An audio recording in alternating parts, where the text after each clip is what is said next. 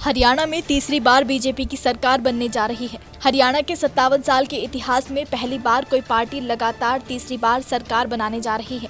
पिछले 3 सालों की गणित को समझे तो बीजेपी ने हरियाणा में कुल 48 सीटों पर जीत हासिल की, तो वहीं 2019 में 40 सीटें और 2014 में 47 सीटें जीती थी। इस चुनाव में बीजेपी ने 22 नई सीटें जीती और 26 मौजूदा सीटें भी बचाने में कामयाब रही। तो वहीं अगर 2024 में बीजेपी ने रिकॉर्ड जीत कैसे हासिल की, इसका आंकड़ा देखें तो 2019 विधानसभा चुनाव में बीजेपी ने 40 सीटें जीती थी। 2024 में इनमें से 27 सीटें रिटेन कर ली हैं, यानी मौजूदा हर 3 में से 2 सीट जीत ली है। इसके अलावा 22 नई सीटें भी जीती। हरियाणा को 7 कल्चरल और पॉलिटिकल जोन में बांटा जाता है। 7 में से 4 इलाकों में बीजेपी ने 2019 के मुकाबले सीटों में इजाफा किया है। इसके अलावा हरियाणा में बीजेपी लगातार तीसरी बार जाट वर्सेस नॉन जाट के फॉर्मूले पर चुनाव लड़ी।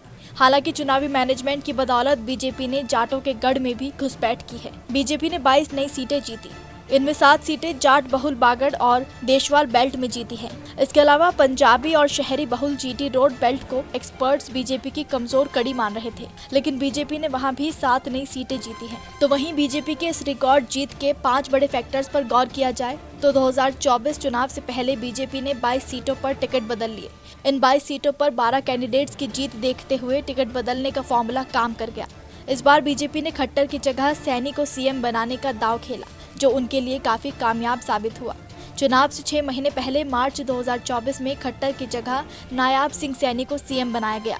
हरियाणा की करीब 44% ओबीसी आबादी को अपनी ओर करने का दांव चला। बीजेपी का जाट वर्सेस गैर जाट फॉर्मूला तीसरी बार भी कामयाब साबित हुआ। बता दें कि हरियाणा में 36 बिरादरियां हैं। इनमें 27% के साथ सबसे बड़ी कम्युनिटी जाट है। बीजेपी ने गैर जाट की राजनीति करनी शुरू की। पारंपरिक तौर पर सवर्णों की पार्टी कहलाई जाने वाली बीजेपी ब्राह्मण, पंजाबी, बनिया और राजपूत वोटों को लेकर आश्वस्त थी। इसके अलावा पार्टी ने पिछड़े और दलित वोट बैंक को मजबूत करने की कोशिश की। ये फॉर्मूला 2014 और 2019 के बाद इस बार भी कामयाब रहा।